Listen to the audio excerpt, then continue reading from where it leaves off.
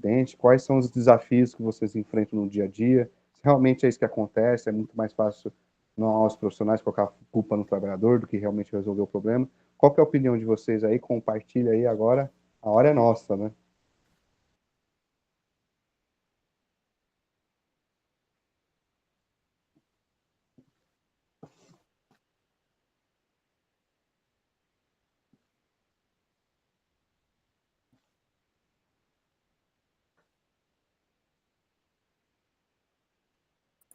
Posso falar? Pode, Ale, por favor. Uma coisa que eu observei na sua apresentação é quando você fala do plano de ação, né? A gente sente falta de plano de ação ou de um plano de ação que ele seja, vamos dizer, cíclico, né? Aquela coisa que morreu. Por quê? Porque você também citou a eficácia das ações. Não é só implementar a ação, acabou, vencemos o papel, vamos guardar. Mas fazer aquele processo inteiro e voltar para ele para ver se realmente teve eficácia. Então, o fato de não, eu acredito até que seja falta de entrosamento do profissional que trabalha, seja na área de segurança, seja lá quem for, com esta ferramenta. O plano de ação é muito importante. Um plano de ação maquiado ele não vai resolver o problema. E o fato de a empresa dizer aqui não tem acidente, não quer dizer que é uma empresa segura. Né? A gente já entendeu isso. E é isso que eu realmente sinto falta. Até em locais que tem gestão de segurança, mas que não é aquela coisa assim incorporada, vamos assim dizer, incorporada no prevencionismo, tem plano de ação apenas para complementar o formulário, o papel.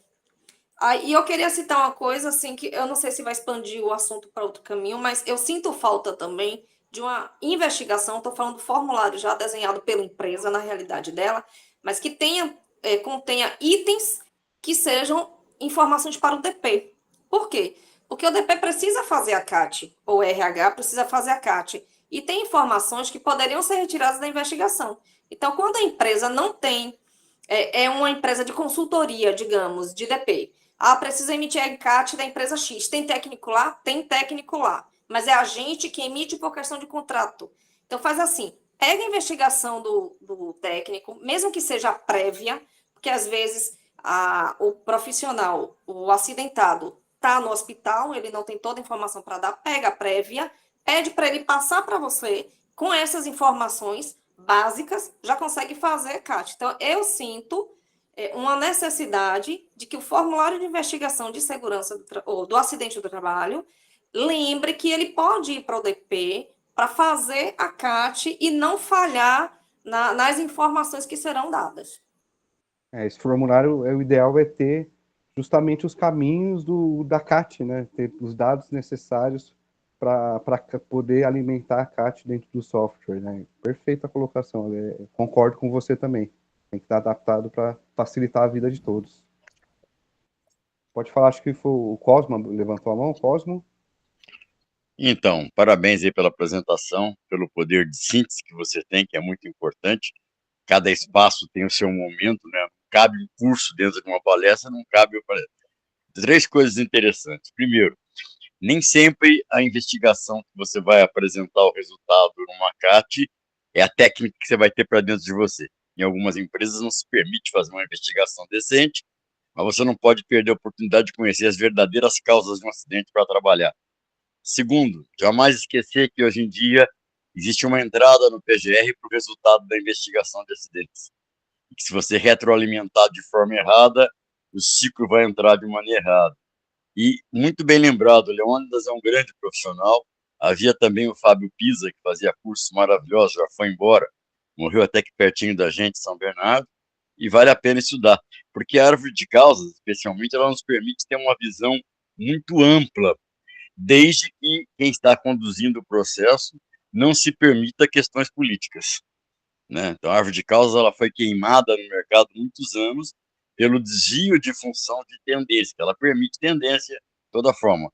E o Ishikawa, ele, para concluir, para não monopolizar, ele é muito importante para que a gente entenda as 6 variáveis de um processo, pelo menos 6 variáveis, para ir buscar essas causas dentro de outras fontes. Parabéns pela apresentação. Tá? Obrigado, Cosmo, obrigado. A Vivian levantou a mão. Sim, Eu queria falar, assim, complementando da Alê, nós como consultores hoje, né, que nós criamos? Nós criamos um formulário, depois eu posso compartilhar com vocês, que é a CIAT, né, o Comunicado Interno de Assistente de Trabalho. E dentro dessa CIAT tem todas as informações necessárias para o preenchimento da CAT. Então, nós criamos para passar para as empresas, para elas mandar para a gente preenchido, porque nós que abrimos as CATs, né? Porém, algumas das empresas o próprio contador que abre. Então, a gente já usa todas essas informações para a abertura da CAT e para início na investigação. Aí depois a gente já passa para o formulário completo da investigação. Então, ele já traz muitas informações para a gente. Depois a gente pode compartilhar com vocês. Ah, legal, legal. Liliane levantou a mão. Esse acidente específico em Iquitos fez a gente também refletir como CETMIT, né? Porque não envolveu somente o operador que estava na máquina e o preparador no qual ocorreu o acidente, mas sim o ambiente inteiro. Então, assim, qual é a tratativa também dessa investigação com os demais colaboradores que estão no ambiente de trabalho? Que as pessoas ficam assustadas. Esse dia específico ocorreu outros eventos, pessoas com síndrome de ansiedade, funcionário desmaiando. Então, foi uma situação bastante atípica e fez a gente também muito refletir. Esse trabalhador ele ficou afastado mais ou menos em torno de 1 ano e meio. Né? Ele caiu no limbo previdenciário e muitas vezes isso acontece também, o que é uma pena.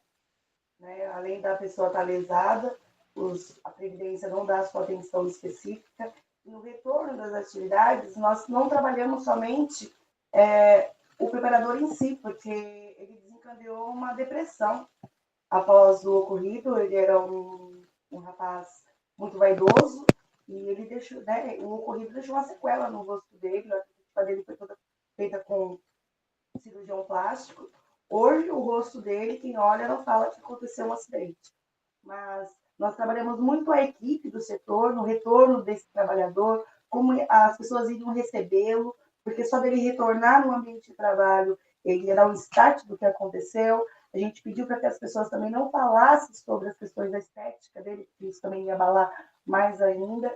E é importante a gente envolver também as pessoas que presenciaram, né, esses ocorridos, e é importante a gente trabalhar questões mentais também. E não só esse trabalhador não foi culpado pelo acidente, na época ele era um preparador e hoje ele atua já como líder, ou seja, né, o fato da gente fazer uma análise bem apropriada, a gente conseguiu que ele não se sente desmotivado com a empresa, né, ele conseguiu se desenvolver e hoje ele atua como líder. Então você vê que talvez se a gente tivesse simplesmente falado que não estava usando EPI, será que hoje ele seria o líder da empresa, não estaria em outro tipo de patamar?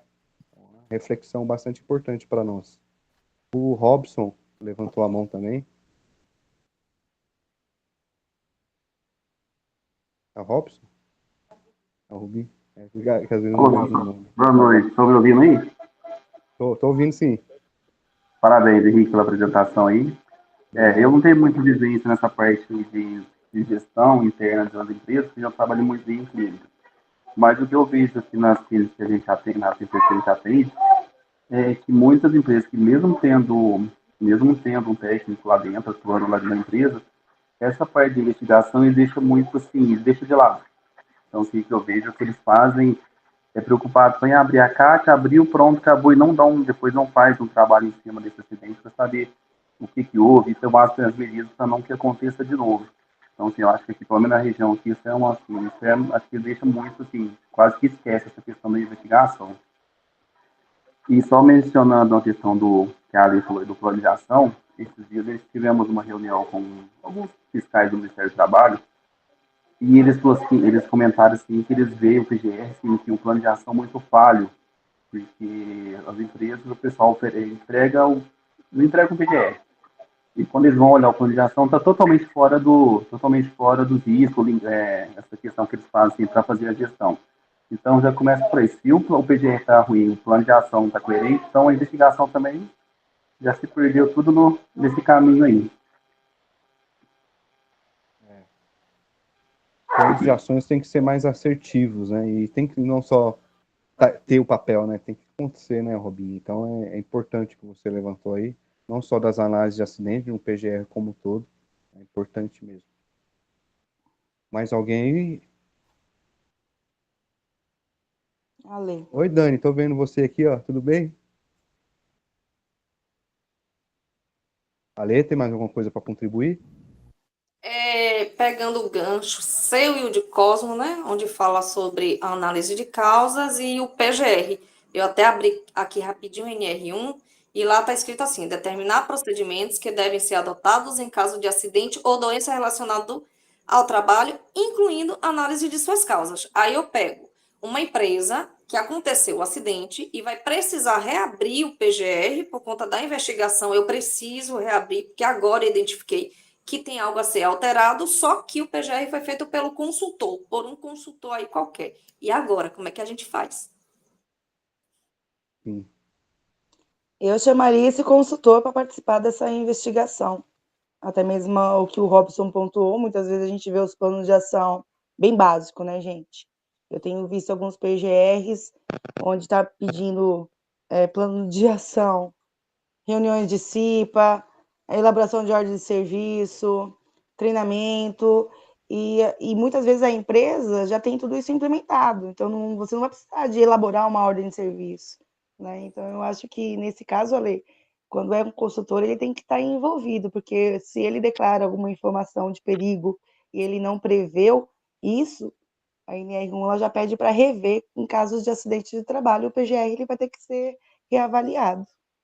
Ó, Liliane, eu conheço um engenheiro que eu achei até massa a ideia dele, que quando ele faz um documento de peso, um laudo para a empresa, ele deixa dentro do próprio texto uma amarra jurídica muito forte, que qualquer mudança, ele cita lá as mudanças, o documento acabou de perder valor. Ele deixa bem forte isso dentro do próprio documento. E ele deixa também no contrato de prestação de serviço. E ele se coloca à disposição obrigatória de uma vez por mês passar na empresa, para verificar se as condições realmente são as mesmas que estão lá no documento. Aí eu coloco para cá, na elaboração do PGR. Primeiro, um lado, o consultor. Ele tem que entender que ele também tem que correr atrás, que é o nome dele que está lá dentro de um documento e o registro dele. E o lado da empresa, entender que a empresa também tem este serviço a fazer, que ela precisa reabrir esse PGR. Eu até assisti uma live um dia desse, não sei de quem, não lembro mais, mas que dizia assim, o PGR não tem 2 anos de validade, dá para ter um mês, pode ter 2 meses, pode ter 6 meses, pode ter um dia. Ele tem que ser reaberto para fazer a atualização. Então, a empresa também tem que entender, por quem está entregando o serviço, que não se apegue àqueles 2 anos. Então, a gente tem os dois lados da situação. Como consultores, a gente tem que levar todas as informações aí que o Henrique trouxe muito mais a sério, para entender que tudo que a gente assina, deixa nosso registro nas empresas, está com nossa responsabilidade. E a gente está falando já de um acidente que aconteceu, não vamos nem falar da gravidade. Eu vou responder por isso, eu tenho que me defender. Eu vou conseguir me defender? Aí eu faço um documento lá para São Paulo, eu vou ter que viajar para São Paulo para me defender. O risco também de fazer documentos de cadeira, porque um amiguinho lá pediu e deu tudo em foto para a pessoa. Entende? Exatamente. Cosmo levantou a mão?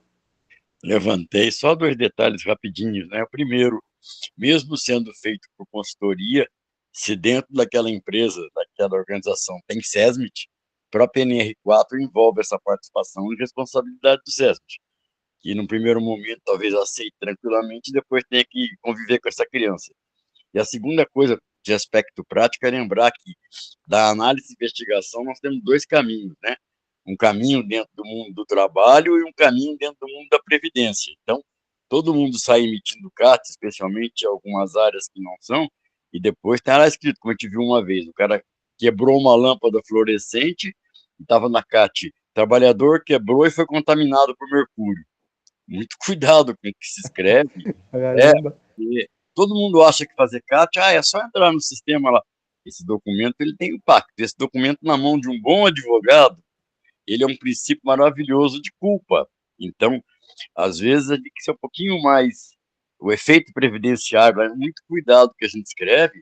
24 horas é um prazo muito curto para a gente concluir determinadas coisas, Então é mais fácil a CAT ser água de chuchu, água com chuchu, como dizem por aí, e a gente trabalhar com o conceito do trabalho com alimentação. Eu tenho visto CAT por aí já com diagnóstico, né? O cara caiu, quebrou. Quem vai definir se quebrou, ou se foi uma fissura, ou se foi, é médico, né? Como a gente tem técnico de segurança que frequenta o aspecto todo, né? Ele é técnico de segurança, ele é advogado, ele é contador, ele é pai de santo, ele é qualquer coisa, muito cuidado, porque coisas escritas dão problema. Só queria lembrar isso. Profissional de SST não é telepata, né? Tem que estar ali para ver, né? O Leandro levantou a mão. Leandro? Acho que é Leandro. Sim, foi eu mesmo. Cara, você sabe qual que é o grande problema que a gente tem? Vocês na indústria. A indústria hoje em dia está anos-luz na frente da construção civil. Construção civil, cara, é compra de documentos, ao menos aqui em Belo Horizonte. Infelizmente, você vai pegar um PGR, é Ctrl+C, Ctrl+V, mesmo hoje que está no SOP, mas as informações muito preliminares.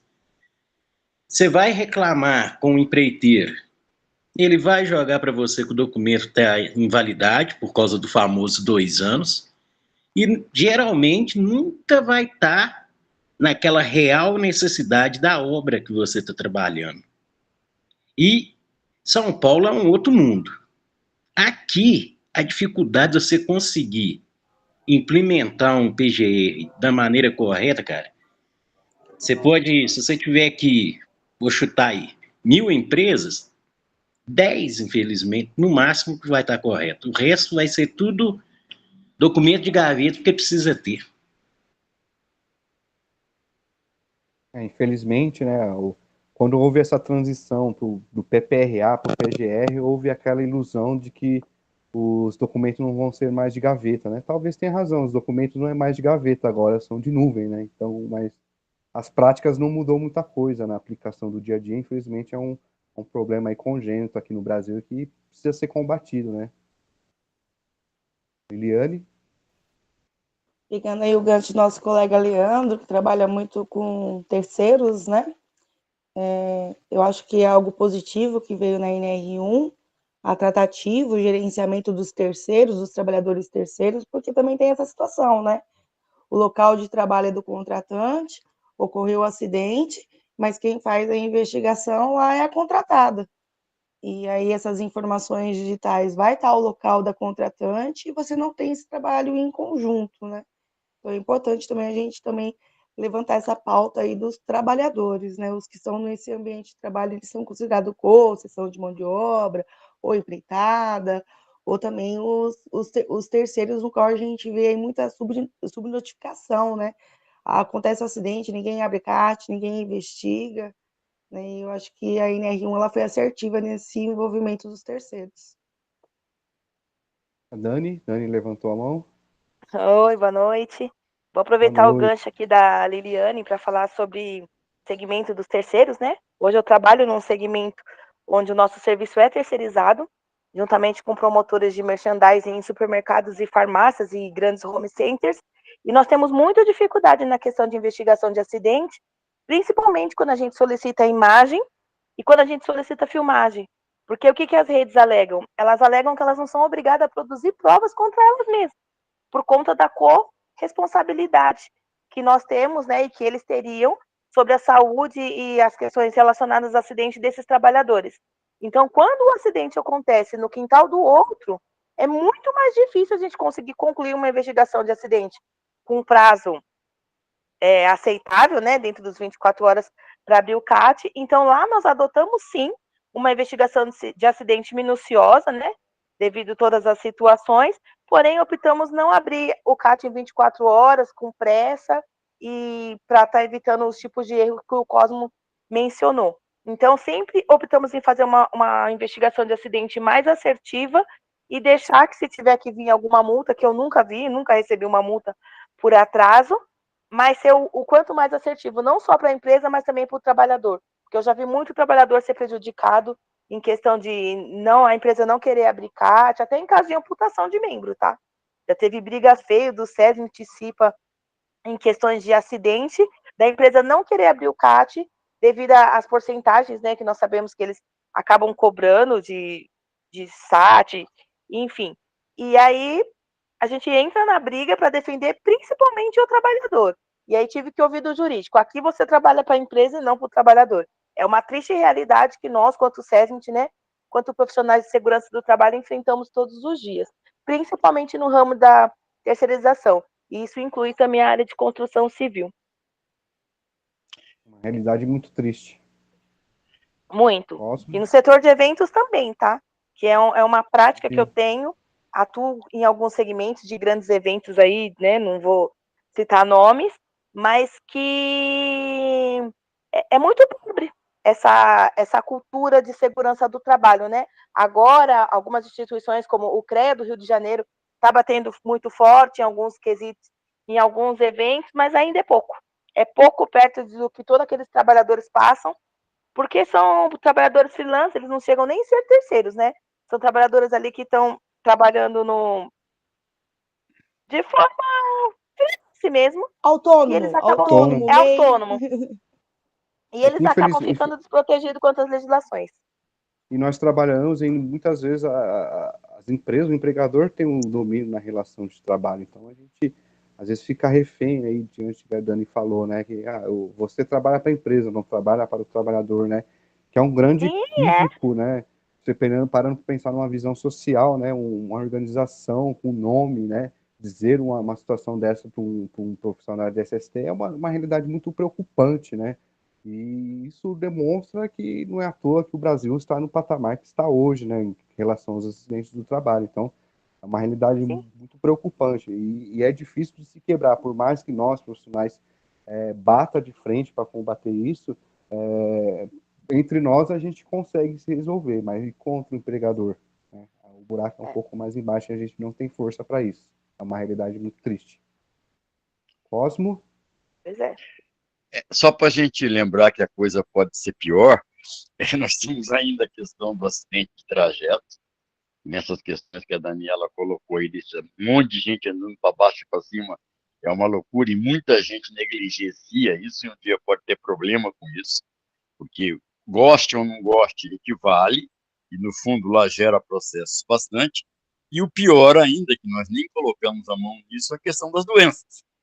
Então, tudo isso utilizado aí para o bem, e é por isso que é importante iniciativas como essa aqui de hoje, para que as pessoas despertem para a ideia de que análise e investigação de acidentes não é uma mera burocracia, mas é uma coisa que pode mexer com impactos na justiça, que impacta na vida das pessoas, em destino das pessoas, e é muito importante. Então, aperfeiçoamento disso, quanto a isso, para não fazer por fazer, como eu digo sempre, bem me quer, mal me quer, como se tivesse uma margarida na mão, foi ele, não foi ele, foi coisa parecida, a gente vai trabalhar muito para isso.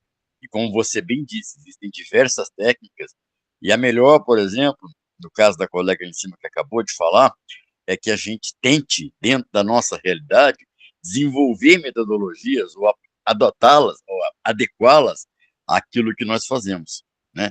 Já começando por uma boa declaração por parte dos trabalhadores, por olha, você precisa me ajudar, eu preciso para que a gente possa trabalhar. E aí você faz uma gestão adequada em cada tipo de empresa, ok?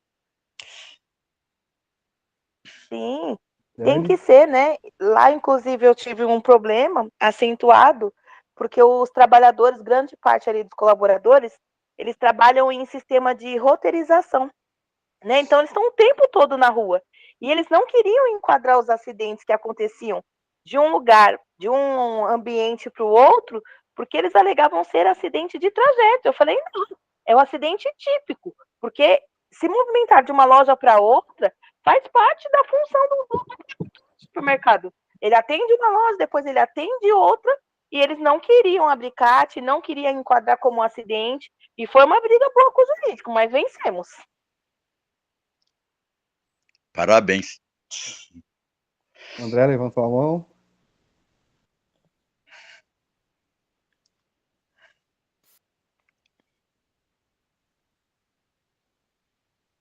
André?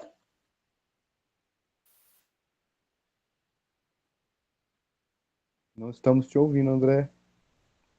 O André foi abduzido. Letícia, tá por aí? Tô aqui, Fala um apreciando. pouquinho, fala um pouquinho do seu mundo, que é na NR38, muito acidente, como que vocês fazem análise?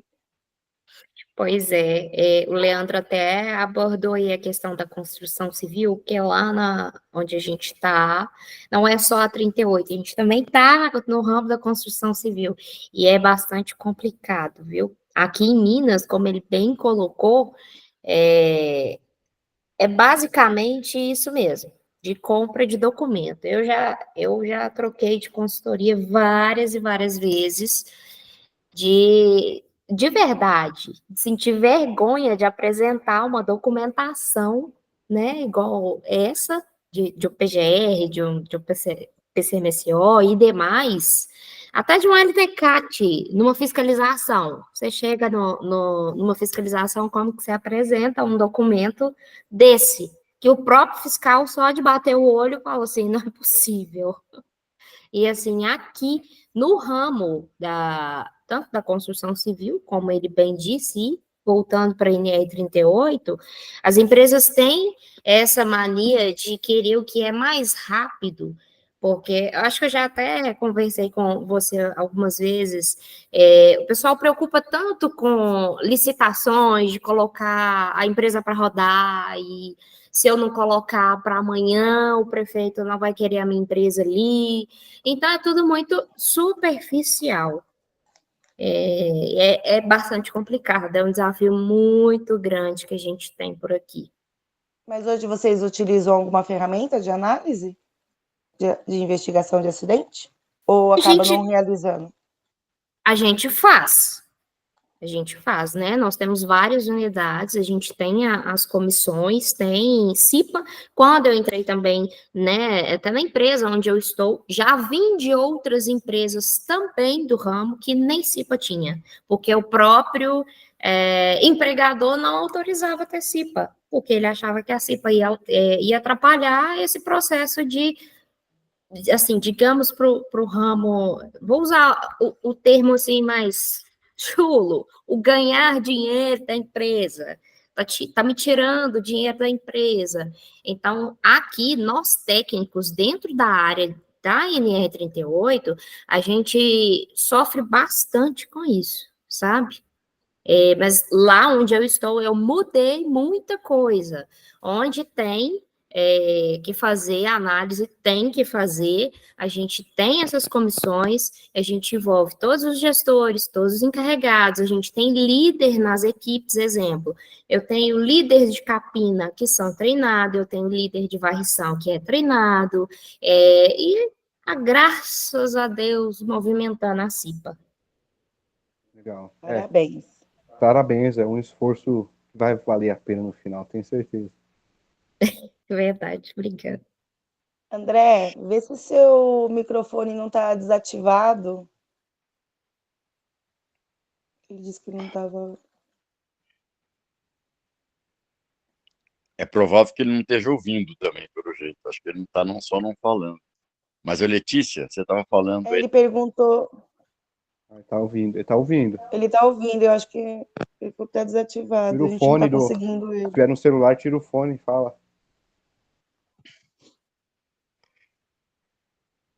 Pode comentar, Cosmo.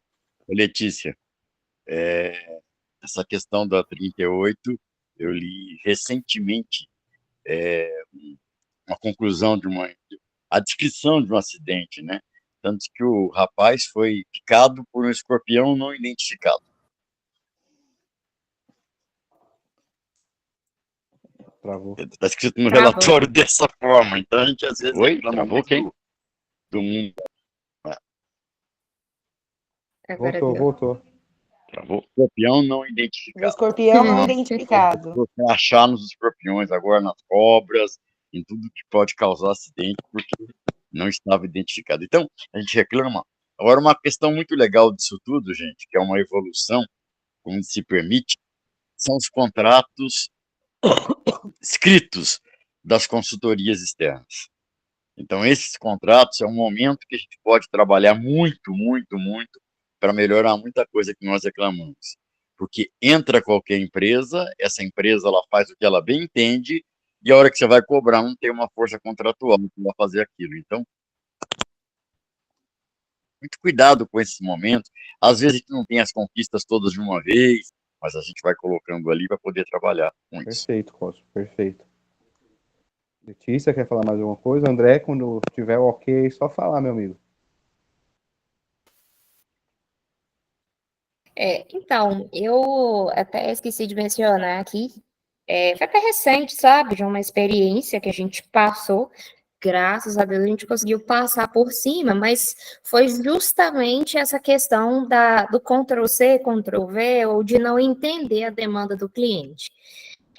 A gente recebeu uma fiscalização através de uma denúncia que foi feita ao Ministério Público do Trabalho, em que um coletor de lixo, ele teve o supercílio cortado. Mas como que isso aconteceu? A gente estava numa época de fazer bastante campanha de conscientização da população sobre o descarte correto dos resíduos, né?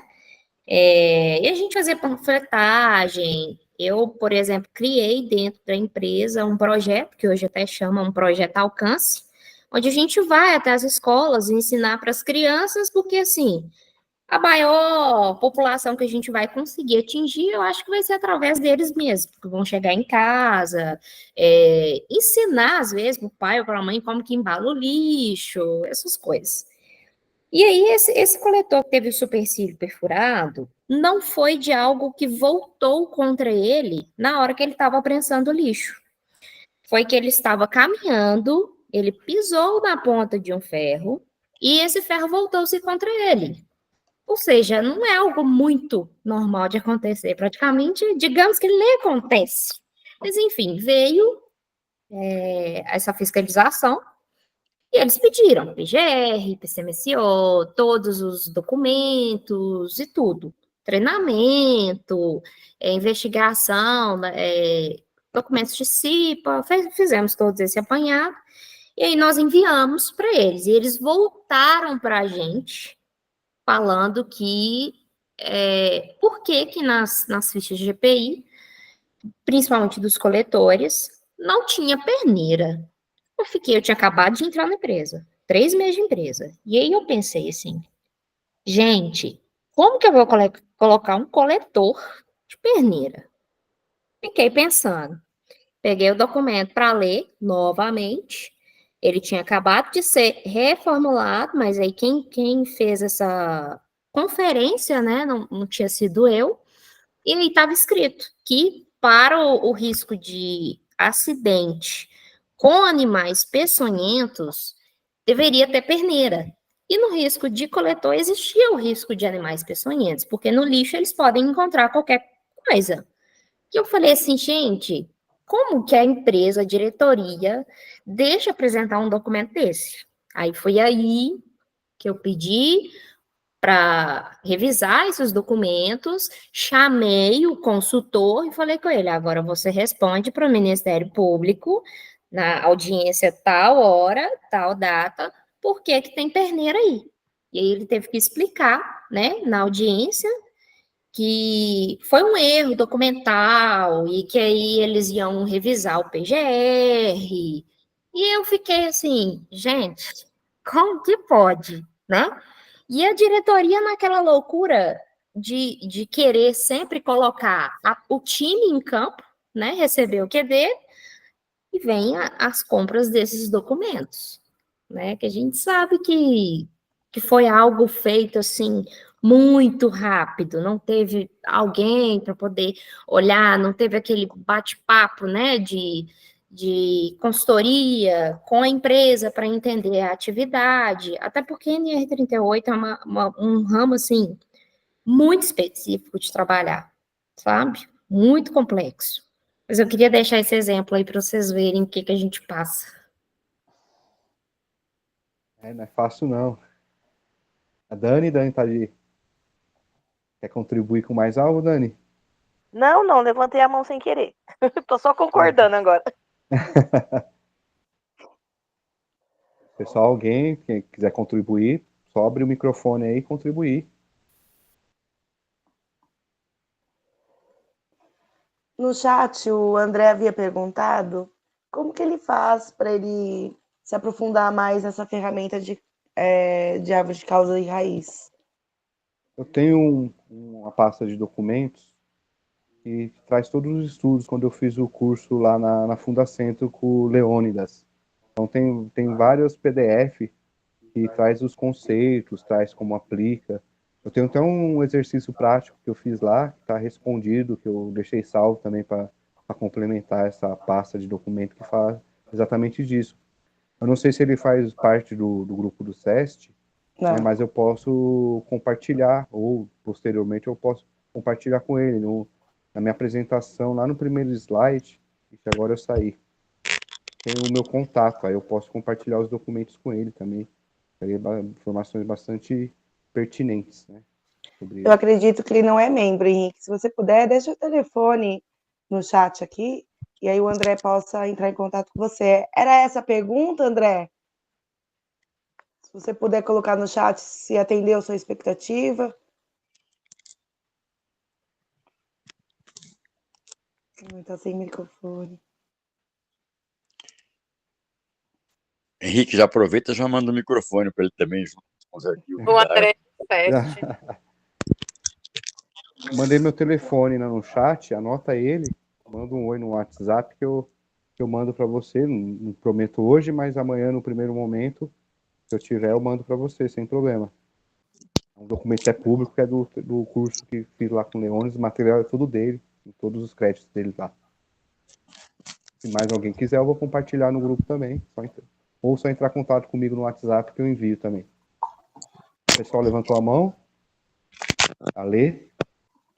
Eu falo demais, me corte, viu? Me corte. Imagina. Eu fazia a liberação das obras em tempo real com um sistema que a gente utilizava aqui no escritório, que não estava dando certo, cada técnico de cada obra fazia liberação, justamente porque, pelo que Cosmo falou, né, o erro de interpretação para algumas situações. E aí resolveu unificar, centralizar tudo na matriz para uma interpretação só, tentar ser o mais assertiva possível para jogar para todas. E aí a gente fazia a liberação também dos terceiros. Aí já entra de novo os terceiros na conversa. Teve uma vez que eu abri uma empresa, um documento de empregado que estava lá, solicitando a validação da atualização de um certificado dele. Na hora que eu abri o documento, não tinha um certificado. Tinha uma declaração de que ele, por estar afastado, não iria informar aquele certificado. Quando eu vou procurar por que o afastamento, ele teve acidente em campo em uma das obras. Cadê a informação? Não passaram. Não foi aberta a CAT, vamos ver a investigação. Não teve investigação. Por quê? Porque dentro das áreas houve entendimento que a investigação seria a responsabilidade do terceirizado e a emissão da CAT é responsabilidade do terceirizado. E aconteceu também com o trajeto. Só que o trajeto foi funcionário nosso, empregado nosso. E aí, cada obra, por contrato, tinha a obrigação de ter um engenheiro em campo, um engenheiro de segurança em campo. E o engenheiro de segurança disse que não ia abrir a CAT porque era acidente de trajeto. Então, a gente já chegou nesse entendimento há muito tempo, e isso é para quem toma leite. Para quem come alimento sólido, sabe que CAT de trajeto é obrigatória. E se não teve a CAT, não teve a investigação. E aí foi a maior confusão, porque justamente não emitiu a CAT do rapaz, ele estava virado na 60, a família na porta da obra reclamando, e ele tinha toda a razão. Então, assim, o que me deixa um pouco chateada, aliás, muito chateada, a gente tinha um entendimento que a lei era vendida nas bancas de revista, então não havia desculpa de dizer que não entendia, fosse numa banca pegar para ler. Eu acho que tinha uma banca que dava até gratuito algumas situações. Hoje a gente tem todos os navegadores aí à disposição para a gente pesquisar qualquer coisa. Então, como é que todo mundo tem a mesma informação e cada um fica divagando nos grupos conceitos diferentes deturpados por uma mesma situação? E o problema é que quando você passa a informação correta, tenta passar, há uma resistência de assimilar aquilo. Eu já li que isso é comportamental, é a questão do cérebro, hemisfério esquerdo, hemisfério direito brigando um querendo ser dominante sobre o outro. Então, aí eu já não entro mais nessa coisa de forçar. Cosmo, eu não entro mais, esqueci até o termo, viés de informação. Não adianta forçar, porque ele não vai compreender. Mas eu fico chateada, muito chateada, porque, como a colega aí falou, sempre tem um empregado prejudicado. Sempre, o prejuízo sempre vai ser do empregado. Então, assim, É frustrante, eu não né? sei como brotar para que essa melhoria, para que essa mudança de entendimento fosse contaminante para todos. Eu fico realmente chateada com isso ainda. Olha, sabe o que eu não entendo? Que o acidente de trajeto ele não traz impacto nenhum para a empresa, exceto a estabilidade que o trabalhador vai ter. Ele não tem computação, nada relacionado ao FAP da empresa. E quando você vê nos grupos de estudo que levam o acidente de trajeto, já leva como descaracterizar e não como estudar. Você pode observar como é que eu descaracterizo, que o trabalhador fez isso, mas faz parte do trajeto dele. Ele tem o direito do seu benefício, ele tem o direito de que aquilo seja enquadrado dentro do acidente de trabalho. Isso também vai mexer com as questões do que ele for receber da base salarial dele, né? Porque um acidente que não é dentro do ambiente de trabalho, os encargos são menores. Então tem todo um estudo e eu não consigo compreender, porque as pessoas vão no grupo para tentar descaracterizar. E nunca vejo como que eu devo estudar, como que eu devo investigar, qual é o passo que eu devo fazer. Eu não enxergo isso, eu não consigo também entender. Eu costumo dizer que o acidente já ocorreu. A Kátia, comunicação. Escrever no papel eletronicamente o que aconteceu, porque isso não vai mudar o fato. E eu costumo também dizer nos grupos de DP o seguinte: se você não emitir CAT do trabalhador, ele emite lá no canal lá do INSS. E pelo INSS, está lá escrito na regra, se for administrativamente tratado aquele assunto, o empregado chegar com a CAT emitida por ele, não isenta a empresa da multa administrativa, só por ter uma CAT na mão. A empresa repassou a obrigação, ela continua pagando a multa, porque não vai ser isenta por ter a CAT. A ideia é, eu soneguei e faço a você. Isso aí não é perdoado no INSS. E eu também acho que é um equívoco imenso essas tabelas de multas que estão relacionando ao E-Social, porque quando a gente fala de E-Social, nós estamos falando de obrigação acessória, então não é aquele valor de multa que está na Lei 8.213, nós estamos falando da Lei 8.212, que é uma lei orgânica, e o atraso, a não entrega da obrigação, o valor de multa é em torno de R$200 a R$500. Então, assim, a gente realmente vê essa desinformação no mercado, e isso acaba assustando também, né? Porque você leva para o pegador lá, você vai levar uma multa de R$100 mil porque você não abriu a CAT, e eu concordo com a Dani. Dos meus 20 anos de profissão, eu nunca vi uma empresa ser multada porque ela entregou a CAT de forma atrasada ou que ela não foi atuada. Ela talvez é atuada quando há um processo, mas do governo atuar, isso eu ainda não vi ainda na prática. Acho que o André levantou a mão de novo. Será que estabilizou a situação dele? Acho que não, né? Aí. Estão me ouvindo aí, pessoal? Aê, agora sim. André! Seja bem-vindo! Opa, obrigado, gente. Boa noite. Eu liguei o celular aí, deu certo com o celular, o computador não está dando certo, não. Mas, pessoal, agradeço a oportunidade aí, tá? Eu só queria perguntar para todos vocês aí, inclusive para o Henrique aí, parabéns pela apresentação, é muito boa, tá? Obrigado. Queria perguntar para vocês, o que vocês acreditam, qual seria a metodologia para investigação do acidente?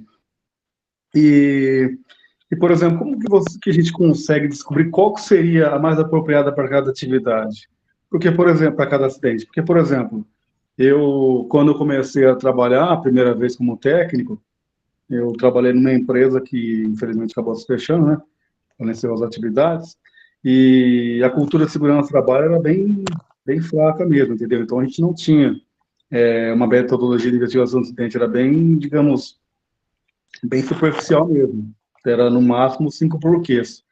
Então, nessa trajetória que eu tenho hoje, eu já passei por empresas que faz através dos 5 porquês, Ishikawa, mas eu nunca cheguei a fazer através da árvore de causa, ou outra metodologia de investigação de incidente. Então, de repente, se alguém puder contribuir, porque eu estou procurando realmente me especializar nessa questão, de repente tem uma dificuldade imensa em conseguir encontrar curso quanto a isso aí, tá?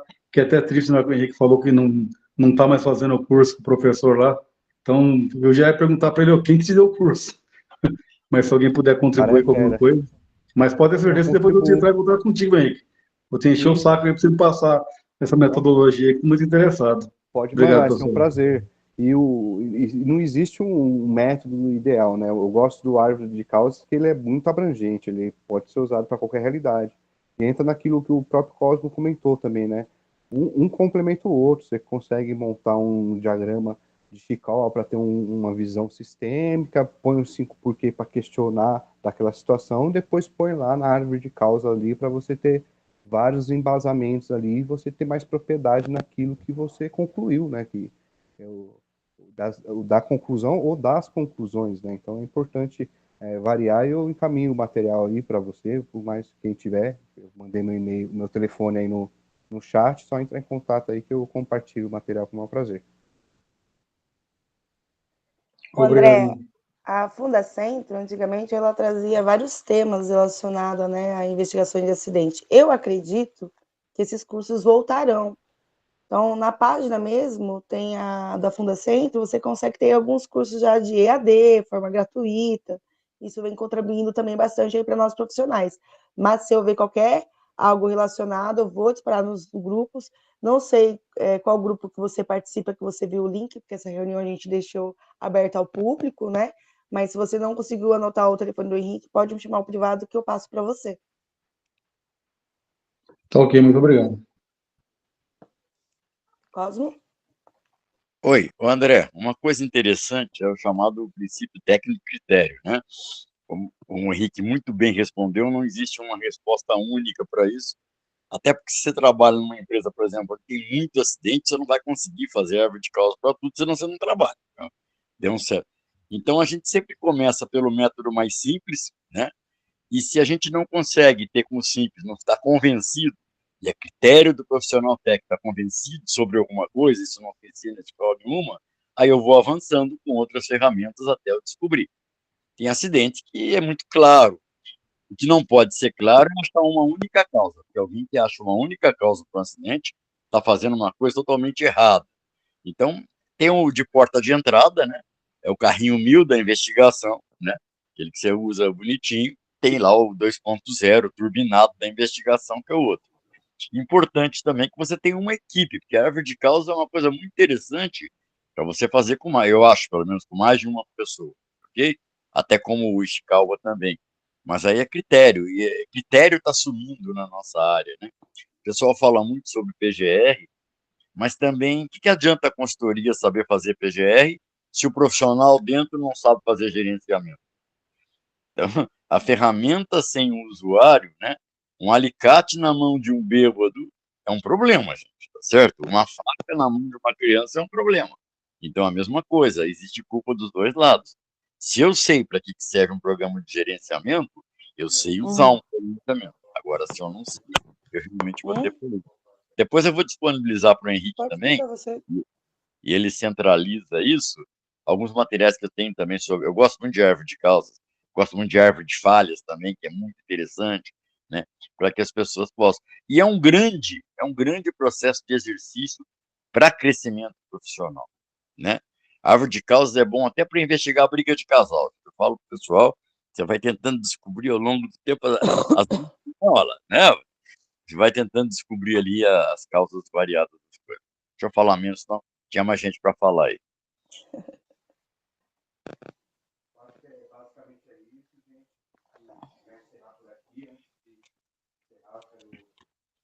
Obrigado. Olá, pessoal. Obrigado aí pela contribuição de todos. Né? Foi muito pertinente vocês contribuírem, que faz parte do aprendizado como geral. Né? Antes de a gente encerrar, né, vou explicar os convidados, que é a primeira vez hoje aqui no grupo SEST, né? Explicar para eles como é que funciona o nosso grupo, né? É o grupo de comitê de estudos do interior paulista, né? Nós fazemos uma reunião uma vez por mês, né? É um grupo voluntário, né? O nosso objetivo é estudar, né? os temas sobre SST de forma gratuita, sem propaganda, sem divulgação, sem vendas, sim, cada um compartilhar o seu conhecimento. O grupo, ele exige uma assiduidade, que ele seja presente nas reuniões, né, e que ele, pelo menos uma vez por ano, traga um tema, né, aqui para a mesa para poder discutir. Igual esse mês, né, fiquei responsável de trazer um tema, eu trouxe o métodos de análise de acidente de trabalho. Mês passado, se eu não me engano, estava a Lê, o Vitor e a Liliane comentando sobre os toxicológicos. Então, cada mês, cada membro fica responsável por trazer um tema de saúde e segurança, né? A gente está como gestora a Liliane e a Vivian, né? Vocês passando o WhatsApp no meu pessoal, que eu já compartilhei aí, eu encaminho para vocês um link do Google Forms, que tem um formulário onde vocês preenchem o dado de vocês, né? E mês que vem a gente inclui vocês no grupo do WhatsApp, né? E mês que vem, né, vocês a gente vai estar mandando nesse grupo de WhatsApp as datas, tudo certinho, né? Deixei de falar alguma coisa, Liliane? Lembrando também que o Alexandre ele é gestor aqui do SEST, né? O trabalho ele é voluntário, eu acho que é preciso, eu não vejo grupos de estudos como esse, né? O intuito aqui não é ter quantidade, mas sim que a gente possa ter qualidade das informações, ninguém é dono da verdade, nós somos aqui realmente para poder compreender, estudar. Nós temos uma características aqui de vários profissionais com diversidade de atuação, e um vai agregando ao outro. Henrique, muito obrigada pela apresentação, muito obrigada aí por ceder, né, esse período, esse tempo, para que a gente pudesse realmente fazer um debate sobre a importância de investigar de forma corretamente, quais são as ferramentas que a gente pode utilizar, ou até mesmo como o nosso colega André mencionou, como que eu posso aprofundar um pouco mais nessas ferramentas. Nós temos várias, né? Você trouxe aí, acho que 3 ou 4, mas empresas, às vezes, de grande porte, hoje já trabalham com aquela ferramenta que é o FEMEA, que é uma ferramenta gigantesca também, e ela é muito rica de informação, o que também foge um pouco, às vezes, até do nosso conhecimento, mas eu só tenho a agradecer. Cosmo, é um prazer você aqui com a gente. Eu vi aqui no chat que muitas pessoas estavam aqui, nossa, o Cosmo está na mesa, como é prazeroso escutá-lo, e realmente para a gente é um grande prazer você estar aqui. Seja sempre bem convidado. A casa aqui é aberta para você também, viu, meu amigo? Obrigado Dani a também, todos. tá? Prazer aí em revê-la. A gente se viu aí no sábado do capacitação com o Bruno, né?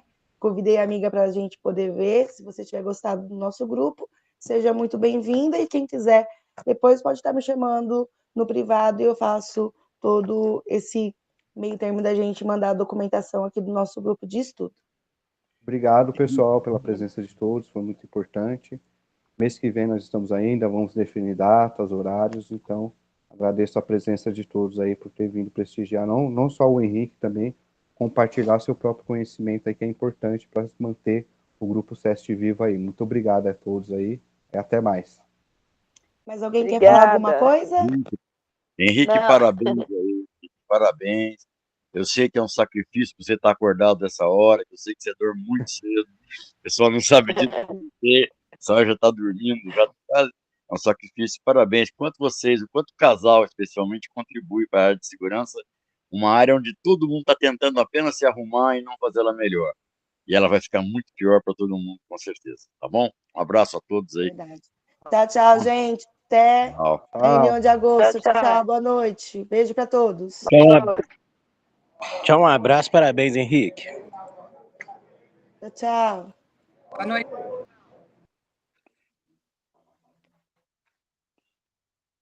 Calma.